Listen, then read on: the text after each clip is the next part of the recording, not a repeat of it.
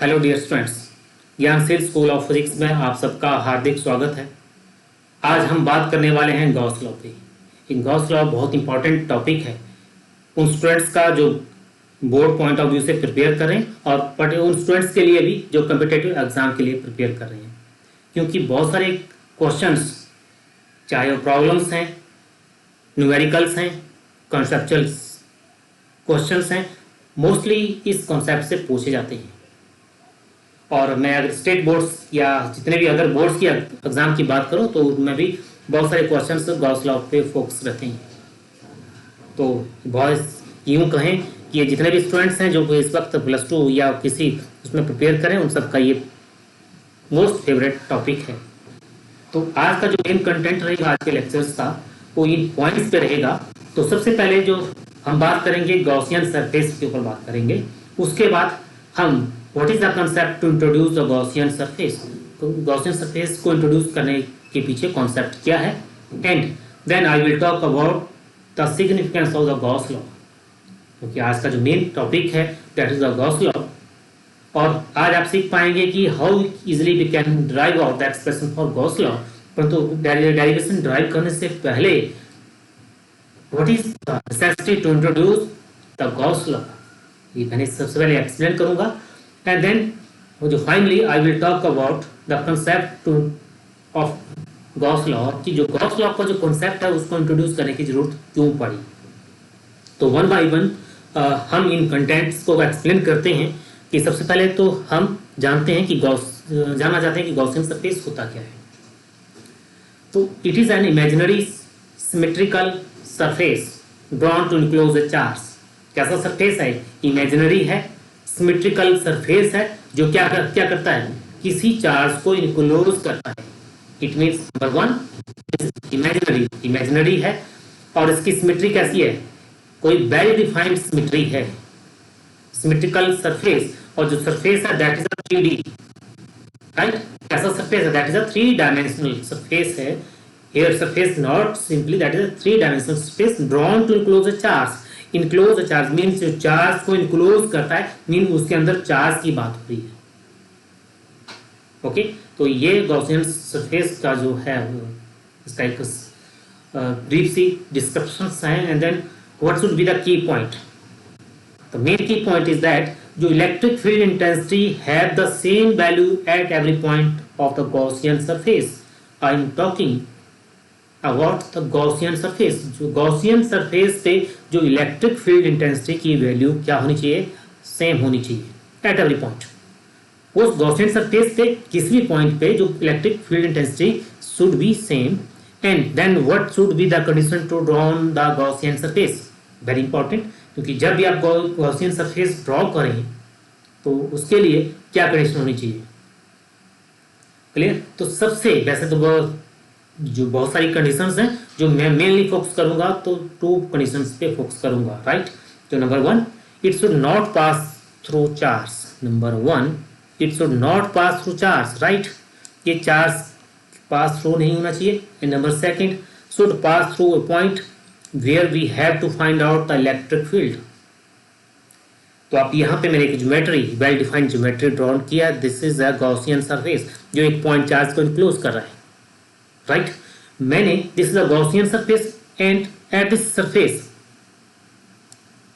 Her this eight every point the electric field intensity should be same. जो E होना चाहिए vector electric field intensity at every point at this surface should be same.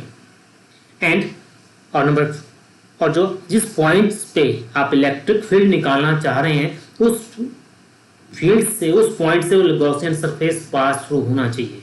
So suppose here P is the point where we would like to find out the electric field, right? So we have to draw on the Gaussian surface passing through this point. Clear? Or this charge should be enclosed inside. Charge should be inside. Okay? और जो charge है ऐसा नहीं है कि charge this here is a charge और charge जो है क्या कर रहा है, ये Gaussian surface passing through this charge। तो इस तरह का भी नहीं होना चाहिए। तो कुछ एक पॉइंट्स हैं जो आपको नोट करने हैं। और बोर्ड पॉइंट ऑफ व्यू से अगर बात करें तो आपसे जनरली ये पूछा जा सकता है कि what is Gaussian surface, right. जो मेन कॉन्सेप्ट है, मैं इसको फिर दोबारा स्लाइड को रिकैप कर रहा हूँ कि जो मेन पॉइंट्स हैं जो स्टूडेंट्स को नोट करने हैं, जो कम्पिटिटिव एग्जाम या जो कंसेप्चुअल प्रॉब्लम्स को जो डील करेंगे, तो ये है कि उनको basic here that it is not real surface, it is imaginary surface, काल्पनिक है। ओके, और कैसा है दूसरा, symmetrical surface. Symmetrical means well defined shape है, it means we are talking about the geometrical, किसी ज्योमेट्रिकल फिगर की बात हो रही है, जैसे मान लीजिए आपके पास क्यूब है, सिलेंडर है, these are the well defined geometrical symmetry, right. And जो सरफेस है that should B 3D, D remember that is a 3D। Okay, तो और जो चार्ज शुड बी इनक्लोज्ड, जो चार्ज, किस चार्ज की बात हो रही है, इनसाइड चार्ज की बात हो रही है। ओके, और जो मेन पॉइंट्स हैं क्या है, गॉसियन सरफेस के एट एवरी पॉइंट इन जो इलेक्ट्रिक फील्ड इंटेंसिटी है कैसी होती है, सेम होती है। जो E की value at every point on the surface, Gaussian surface पे हमेशा एक जैसी रहती है। और जब हम गॉसियन सरफेस ड्रॉ करें तो एक तो नंबर 1, जो गॉसियन सरफेस किसी चार्ज के से पास थ्रू नहीं होना चाहिए, और नंबर 2, जिस पॉइंट पे हमने इलेक्ट्रिक फील्ड निकालना चाहते हैं उस पॉइंट से गुजरता हुआ हमें एक गॉसियन सरफेस ड्रॉ करना पड़ेगा। These are the 2 main condition, right. And then charge distribution symmetry. पहले हम यहाँ पे व्हाट डज इट मीन, इसको इंट्रोड्यूस करने की हमें क्यों आवश्यकता पड़ी, क्योंकि अभी तक हम बहुत सारी बात करेंगे, चार्ज डिस्ट्रीब्यूशन सिमेट्री के को अंडरस्टैंड करना बहुत ज़्यादा जरूरी।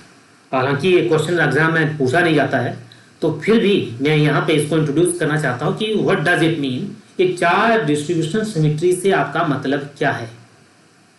तो it is a well defined geometrical symmetry which enclose charge that do not cause any change. ये क्या है, फिर बार बार फोकस किया जा रहा है कि it is a well defined geometrical symmetry. कोई वेल डिफाइंड ज्योमेट्रिकल सिमेट्री की बात हो रही है। जो गॉसियन सरफेस क्या है, अगर मान लीजिए क्या करता है, Gaussian surface is a well defined geometrical symmetry है which enclose charge that do not cause any physical change. तो यहाँ पे कुछ एग्जांपल्स लिए हैं। मान लीजिए आपके पास प्लेन शीट है और प्लेन शीट के ऊपर चार्ज है, तो उसको जो गॉसियन सरफेस है that is a planar symmetry. और जो मान लीजिए चार्ज ओवर द किसी आपके पास रॉड के ऊपर है, और तो उसके लिए जो सिमेट्री है that is a cylindrical symmetry. If we are talking about the point charge, तो पॉइंट चार्ज के लिए जो सिमेट्री है that should be spherical symmetry, right. And then significance of Gauss law. इसके बाद हम आपसे लर्न करेंगे जो मेन आर्टिकल है आपका, तो how we can derive out the expression for Gauss law. तो यहाँ पे हम जनरली 2 केसेस लेके चलेंगे, एक जनरल केस और एक वेक्टर नोटेशन से। तो उससे पहले जो डेरिवेशंस को ड्राइव आउट करने से पहले ये बहुत जरूरी रहता है कि what is the necessity to introduce the concept of Gauss law, वो मैं लास्ट में बात करूंगा, ठीक है। वो बहुत इंपॉर्टेंट है। जो लास्ट का आज का जो लास्ट लेक्चर, जो आज का जो लास्ट टॉपिक है, what is the concept to what is the cause to introduce the Gauss law. Gauss law को इंट्रोड्यूस करने का कारण क्या है, तो यहाँ पे जो हम बात कर रहे हैं उसके सिग्निफिकेंस की बात करें। कुछ केसेस में जहाँ पे सिमेट्रिकल चार्ज डिस्ट्रीब्यूशन है, परंतु वो केसेस जो हैं वो कॉन्सेप्ट जो हैं not be easily explained by Coulomb's law or not easily explained by principle of superposition. Those cases easily evaluated by applying the concept of Gaussian surface. कहने का मतलब है कुछ हमारे पास है, तो कुछ ऐसे केसेस हैं जहां पे सिमेट्रिकल चार्ज डिस्ट्रीब्यूशन है, बट सिमेट्रिकल चार्ज डिस्ट्रीब्यूशन है but they are not easily explained by Coulomb's and principle of superposition. जब हमारे पास जो कूलम्स लॉ था, प्रिंसिपल ऑफ सुपरपोजिशन का जो कॉन्सेप्ट था, उन केसेस को जब वो इजीली उनको वैल्यूएट नहीं कर पाया, तो वी हैव टू वो केसेस हमने इजीली टैकल किए, इजीली सॉल्व आउट किए बाय अप्लाइंग या by introducing the concept of Gaussian surface. Okay, तो this is the most important significance of Gauss law. अब बात करते हैं और ये क्योंकि उन स्टूडेंट्स के लिए है जो बोर्ड पॉइंट ऑफ व्यू से तैयारी करें कि मैक्सिमम बोर्ड एग्जाम में आता है आपका कि question drive out the expression what is the statement of Gauss law and proof या drive equation for Gauss law या drive expression for Gauss law या how you can verify Gauss law. Okay, तो here we have take two cases. पहले हम general case को लेके बात करेंगे और दूसरी जो डेरिवेशन रहेगी वो वेक्टर नोटेशन से रहेगी। तो Gauss law in the term of vector के नोटेशन से हम कैसे उसको एक्सप्लेन करेंगे, और इस वाले प्रेजेंट केस में हम this is a general case. तो सबसे पहले तो हमें गॉस लॉ की जो स्टेटमेंट है, आप देख रहे हैं कि हमें दो ब्रैकेट जो रेक्टेंगुलर रेड बॉक्सेस में दो स्टेटमेंट्स मैथमेटिकल स्टेटमेंट्स क्लोज की हैं, दोनों ही गॉस लॉ की स्टेटमेंट्स हैं। बट जो इस ब्रैकेट में जो इनक्लोज स्टेटमेंट है that is actually Gauss law, that is actually Gauss law. तो Gauss law that is it state that जो इलेक्ट्रिक फ्लक्स है that is always equal to 1 over epsilon not q not times of q. जो electric flux है वो कैसा क्या होता है हमेशा equal to 1 over epsilon naught the charge enclosed. This is the actual statement of Gauss law. But अगर mathematical statement की अगर बात करें तो यू नो दैट जो इससे पहले जो मेरा प्रीवियस लेक्चर था उसमें हमने लर्न किया कि what is the relation between electric flux and electric field. Air electric flux और इलेक्ट्रिक फील्ड के बीच का क्या रिलेशन है, तो this is the relation between electric flux and electric field. अब जब हमने यहाँ पे अप्लाई किया तो आपके पास ये जो स्टेटमेंट है, जो सेकंड स्टेटमेंट है, this is the mathematical statement. और मैथमेटिकल स्टेटमेंट को लेके हम इस आर्टिकल को प्रोसीड करेंगे। परंतु वी नोट दैट, मैं बार बार फोकस कर रहा हूं, वी नोट दैट जो दूसरी स्टेटमेंट है ये आपकी सिर्फ मैथमेटिकल स्टेटमेंट है।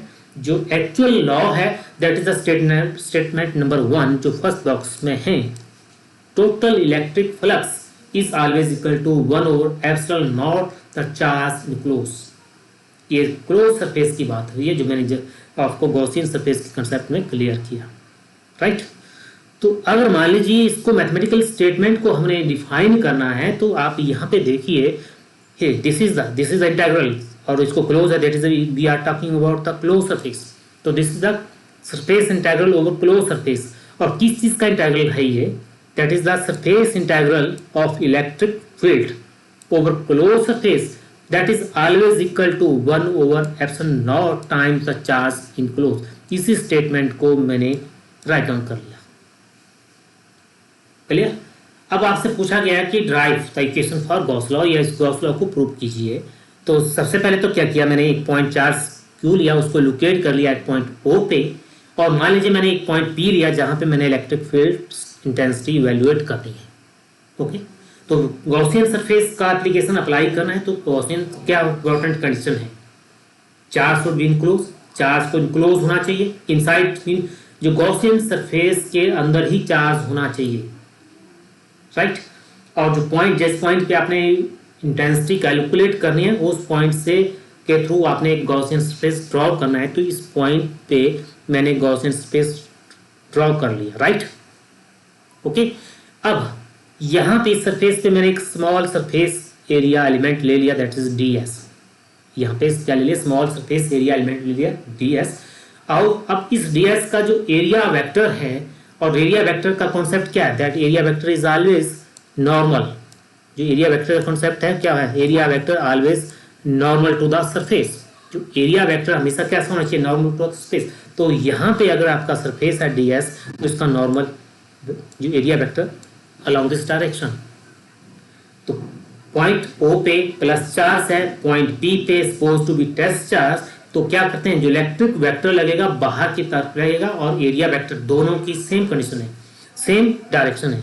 इसको पॉइंट को भी नोट कर लीजिए कि direction of E and direction of area vector दोनों act along the same direction. ये हमने प्रीवियस लेक्चर में भी हमने क्लियर किया था जब मैंने एरिया वेक्टर का जो कॉन्सेप्ट क्लियर किया था, राइट।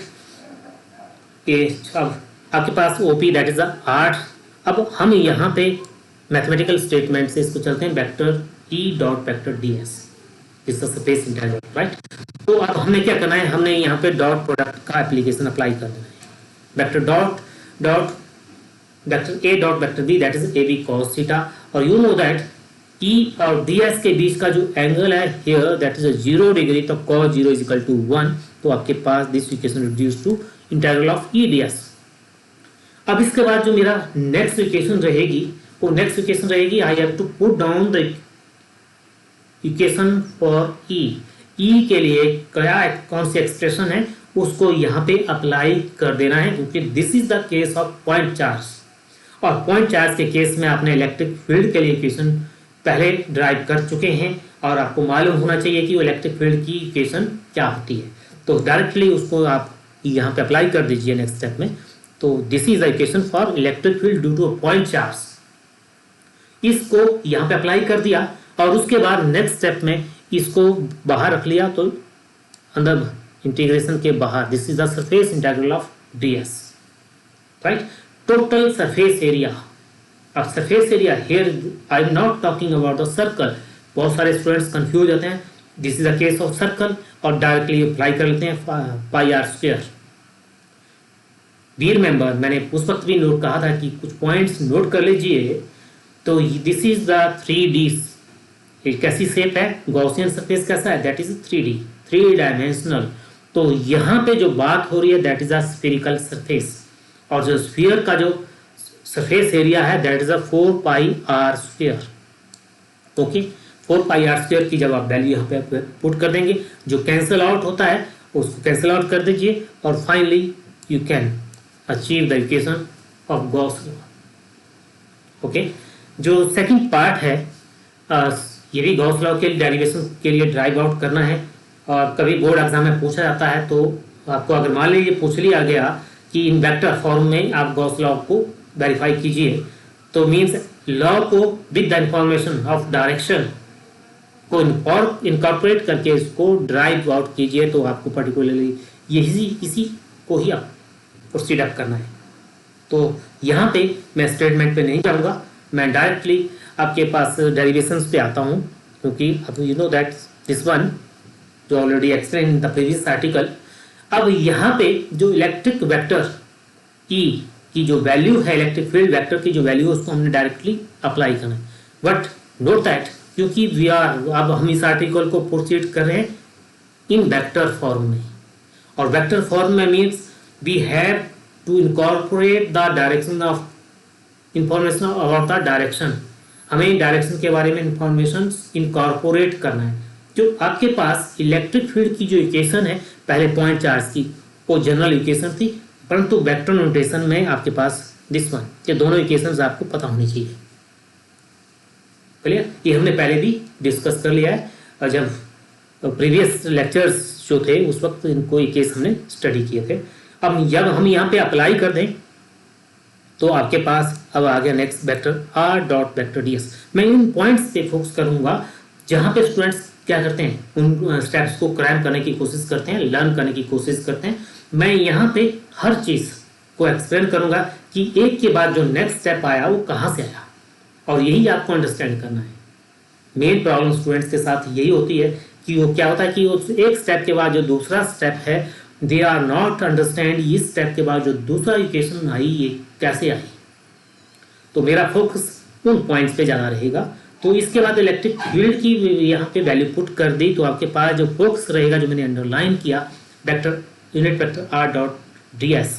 ओके, तो सबसे पहले मैं यहाँ पे इट मीन यूनिट वेक्टर का केस आया, तो यूनिट वेक्टर का एप्लीकेशन या फॉर्मूला अप्लाई करूंगा, कॉन्सेप्ट अप्लाई करूंगा यूनिट वेक्टर का। और यूनिट वेक्टर का मीन्स आपका कहाँ चला गया, वेक्टर यूनिट वेक्टर क्या होता है, और उसके लिए जो मैथमेटिकल नोटेशन है वो क्या होती है, वो आपको नोट डाउन करनी है। वो मैंने नोट डाउन कर ली in green text highlighted colour में। Unit vector I that is the vector R over R, this is a statement of unit vector. तो इस प्रेजेंट कंडीशन में इसको मैंने अप्लाई कर दिया अपने केस में, unit vector R that is vector D S over D S, right. तो यहाँ पे मेरे पास D S vector D S that is unit vector R D S. तो इट मीन्स मैंने डी एस जो था वेक्टर डी एस यहाँ पे था, इसको मैंने इसकी जगह मैंने वैल्यू पुट कर दी unit vector R D S. Okay, unit vector R D S. इसके बाद मेरा फोकस रहेगा इसके ऊपर, unit vector R dot unit vector R. तो सिंपली कहाँ से आया है कॉन्सेप्ट, इस कॉन्सेप्ट को हम कैसे अंडरस्टैंड करेंगे। हमने डॉट प्रोडक्ट का केस है, vector A dot vector B, A B cos of theta. अगर मान लीजिए unit vector I dot unit vector I, तो mean I cross I cos zero, here theta is zero, क्योंकि I और आई दोनों parallel हैं, दोनों के बीच एंगल जीरो है, और cos zero that is again 1। तो unit vector into unit vector, आपको मालूम है square of unit vector that is unity, square of unit vector that is unity. तो आप जब ये वैल्यू पुट करेंगे तो आपके पास this equation reduce to this one, क्योंकि vector unit vector R dot unit vector R that is equal to 1। Clear. अब उसके बाद क्या करेंगे, इंटीग्रल ऑफ, क्योंकि this is integral of ds, ये ds रहेगा, बाकी सब बाहर आ जाएगा। उसके बाद surface, total surface area that is 4 pi R square, और इस तरह से आपने जो कॉलम सॉरी जो गॉस लॉ था यू हैव टू वेरीफाई। तो आज का जो आर्टिकल था, मेन आर्टिकल, वो how we can derive out, how we can prove Gauss law. दो केसेस से हमने डिस्कस किया, जनरल फॉर्म में हमने डिस्कस किया, एंड देन आपने लर्न किया कि हम वेक्टर नोटेशन से भी इसको कैसे निकाल सकते हैं। तो यदि आपसे पूछा गया एग्जाम में state and prove Gauss law, तो यू आर फ्री, आपकी चॉइस पे डिपेंड करता है, चाहे आपका जनरल केस फॉलोअप कीजिए, चाहे आप वेक्टर नोटेशन वाला केस फॉलोअप कीजिए, कि आपकी चॉइस पे डिपेंड करता है। ओके, तो यही मेनली बोर्ड एग्जाम में पूछा जाता है। अब लास्टली मैंने कहा था कि पहले मैं सिग्निफिकेंस की बात करूंगा गॉस लॉ की, कि गॉस लॉ का जो इंट्रोड्यूसिंग करने का जो मेन सिग्निफिकेंस है, उसके पीछे सिग्निफिकेंस क्या है, वो अभी आपने आज अंडरस्टैंड किया। कि मैंने पहले कहा कि बहुत सारी कॉन्सेप्ट थे, बहुत सारे ऐसे केसेस थे जिनको कूलम्स लॉ और सुपरपोजिशन प्रिंसिपल इजीली डिफाइन नहीं कर पाया, तो उन केसेस को हमने इजीली डिफाइन कर लिया using the application of Gaussian surface, और वो गॉसियन सरफेस का मोस्ट इंपॉर्टेंट सिग्निफिकेंस था। ठीक है, तो अब हम बात करेंगे कि कॉन्सेप्ट ऑफ गॉस लॉ, एक गॉस लॉ का कंसेप्ट कहां से अराइज होता है, क्योंकि इस कंसेप्ट को हमने क्यों लिया, क्यों अडॉप्ट किया। अभी आपने जो करंट चैप्टर में अभी हम इसमें जो पढ़ रहे हैं that is Gauss law in electrostatics, क्योंकि गॉस लॉ आप मैग्नेटिज्म में स्टडी करते हैं। Gauss law is applicable to gravitational field also applicable for magnetic field, also applicable for electric field, जो अभी आप स्टडी करें। तो Gauss law in electrostatics, in proceeding units में you will come to know that Gauss law in electromagnetism means. जिसके बाद ये जो गॉस लॉ इन इलेक्ट्रोस्टैटिक्स और इलेक्ट्रोमैग्नेटिज्म, ये जो मैक्सवेल ने हमें 4 इक्वेशंस दी थी, उन 4 इक्वेशन में से जो नंबर 1 इक्वेशन थी दैट इज द इक्वेशन, उन 4 जो मैक्सवेल ने 4 सेट ऑफ इक्वेशंस जो हमें दिया, जो क्लासिकल, जो हमारे पास क्लासिकल इलेक्ट्रोडायनामिक्स है उसके लिए बेस है, बेसिक, राइट। जो 4 इक्वेशंस है, जो मैक्सवेल की जो 4 इक्वेशन है, they are the basic equations for classical electrodynamics. उन 4 इक्वेशन में से जो वन ऑफ द इंपॉर्टेंट जो इक्वेशन है that is the Gauss law in electrostatics. तो इलेक्ट्रोस्टैटिक्स का जो गॉस लॉ या गॉसियन लॉ या दिस जो कॉन्सेप्ट है, सबसे पहले इंट्रोड्यूस किया था जोसेफ लुईस ने, राइट। उसके बाद इसको जो ब्रीफ इंटरप्रिटेशन, जो मैथमेटिकल इंटरप्रिटेशन जो है वाई कॉल गॉस इन 1813 में। तो उन्होंने इस कॉन्सेप्ट को इंट्रोड्यूस किया, किस लिए इंट्रोड्यूस किया, to study the behaviour of the electric field inside the conductor. बहुत बड़ी बात कही, बहुत बड़ा केस सॉल्व किया कि जो इलेक्ट्रिक फील्ड कैसे बिहेव करती है इनसाइड द कंडक्टर। हालांकि दिस इज द जो Gauss law, this is the mathematical concept है, ये मैथमेटिकल कॉन्सेप्ट है जो हम फिजिक्स में अप्लाई करते हैं, और इस कॉन्सेप्ट से we can easily evaluate, we can easily understand what is the behaviour of electric field inside a conductor. Clear. आप देख रहे हैं कि यहाँ पे एक कंडक्टर है और कंडक्टर में क्या होता है, नंबर ऑफ फ्री इलेक्ट्रॉन्स होते हैं और दे आर रैंडम, और एज ए रिजल्ट और क्या होते हैं, inside electrons are free to move inside a conductor. जब हम उस कंडक्टर को अप्लाई करते हैं in the presence of external field, जब उसमें हम एक्सटर्नल फील्ड अप्लाई कर लेते हैं तो व्हाट हैपन, एक फील्ड सेटअप हो जाती है जो इस एक्सटर्नल फील्ड को क्या करती है, कंपनसेट करती है और उसकी डायरेक्शन अपोजिट होती है। जैसे मान लीजिए ये आपके पास कंडक्टर है, पॉजिटिव टू नेगेटिव, आपके इलेक्ट्रिक वेक्टर जो आपका एरोस ब्लैक एरो से इंडिकेट किए हैं, that indicating the external field direction. जो इंटरनल इलेक्ट्रिक फील्ड की जो डायरेक्शन है opposite to the applied electric field, एक दोनों इसकी जो डायरेक्शन होती है या अपोजिट होती है, it mean E external is equal to E internal. As a result the net electric field inside the conductor is zero. बहुत इंपॉर्टेंट है, कभी क्वेश्चन पूछे जाते हैं कि मान लीजिए आपके पास कोई कंडक्टर है और कंडक्टर के इनसाइड में जो इलेक्ट्रिक फील्ड जीरो क्यों होती है, inside the conductor electric field zero क्यों होती है, क्योंकि कभी क्वेश्चन आ जाता है कि electric field inside the conductor, what is the value of electric field inside the conductor, तो that is very simple, that is zero. कभी क्वेश्चन आ जाता है कि why electric field inside the conductor is zero, तो आप इस concept को अप्लाई कर सकते हैं। अब Gauss law helps us to understand the behaviour of the electric field inside the conductor, then the distribution of the electric charge placed over a conductor, charge distributed over the surface of the conductor, उस behaviour को भी understand करने के लिए concept of Gauss law हम apply करते हैं। Okay, तो डियर स्टूडेंट्स, जो आज का जो लेक्चर था आपका स्पेसिफिक जो फोकस था बोर्ड पॉइंट ऑफ व्यू से था, और जो स्टूडेंट्स कम्पिटिटिव एग्जाम के लिए जो तैयारी कर रहे हैं उन स्टूडेंट्स के लिए मैं एक पर्टिकुलर एक प्रॉब्लमेटिक लेक्चर लेके आऊँगा, बहुत सारी प्रॉब्लम्स लेके आऊँगा। उन प्रॉब्लम्स को कैसे हम डील कर सकते हैं, कैसे उनको सॉल्व कर सकते हैं, उनको सॉल्व करने की टैक्टिक्स क्या होती है और किस तरह के क्वेश्चंस गॉस लॉ की एप्लीकेशंस पे या गॉस लॉ के कंसेप्ट पे जो मेडिकल या इंजीनियरिंग जो एग्जाम हैं किस तरह से पूछे जाते हैं, उनके लिए मैं स्पेसिफिक एक लेक्चर लेके आऊँगा जो इसी के ऊपर अराउंड अबाउट 1 आवर्स का जो लेक्चर रहेगा वो उसी के ऊपर रहेगा। तो इसलिए जो आज का जो लेक्चर था वो सिर्फ बोर्ड पॉइंट ऑफ व्यू से था, जो स्टूडेंट्स उस पर्टिकुलर स्टूडेंट्स के लिए जो बोर्ड एग्जाम के लिए प्रिपेयर कर रहे हैं। तो dear friends, thanks for your time. जो इस वक्त मेरा लेक्चर्स अटेंड कर रहे हैं, please subscribe this channel and like and share. और दो students who would like to PDF copy और जिनको क्लास नोट्स की ज़रूरत है, तो आई कैन प्रोवाइड देम। वो मेरे को सिर्फ एक बार अपने मेरे कमेंट्स बॉक्स में मेरे को एक नोटिंग दे दीजिएगा कि सर हमें PDF कॉपी चाहिए जो आपके जो लेक्चर्स है या किसी पर्टिकुलर टॉपिक के ऊपर, तो मैं उनको प्रोवाइड करवा दूंगा। तो with that I hope you understand the today topic Gauss law बहुत इंपॉर्टेंट है, तो इसलिए इस टॉपिक को जब तक अंडरस्टैंड ना हो तब तक अगेन एंड अगेन इसको रिपीट कीजिए, क्योंकि बहुत इंपॉर्टेंट है। क्योंकि इसके बाद मैं आपके बात करने वाला हूँ कि how we can derive out the Coulomb's law from the Gauss law, and then उसके बाद मैं जब जैसे ही उसको हो जाता है उसके बाद मैंने कहा कि मैं एक लेक्चर स्पेसिफिक लेके आऊँगा उन स्टूडेंट्स के लिए जो मेडिकल या इंजीनियरिंग एग्जाम के लिए प्रिपेयर कर रहे हैं।